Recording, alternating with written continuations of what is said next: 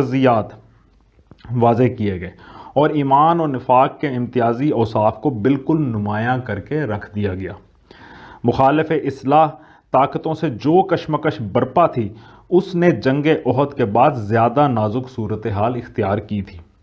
احد کی شکست نے اطراف و انواع میں کے مشرک قبائل، یہودی ہمسایوں اور گھر کے منافقوں کی ہمتیں بہت بڑھا دی تھیں اور مسلمان ہر طرف سے خطرات میں گھر گئے تھے۔ ان حالات میں اللہ تعالیٰ نے ایک طرف پرجوش خطبوں کے ذریعے سے مسلمانوں کو مقابلے کے لیے ابھارا اور دوسری طرف جنگی حالات میں کام کرنے کے لیے انہیں مختلف ضروری ہدایات دیں۔ مدینہ میں منافق اور ضعیف الایمان لوگ ہر قسم کی خوفناک خبریں اڑا کر بدحواسی پھیلانے کی کوشش کر رہے تھے۔ حکم دیا گیا کہ ہر ایسی خبر ذمہ دار لوگوں تک پہنچائی جائے اور جب تک وہ کسی خبر کی تحقیق نہ کر لیں اس کی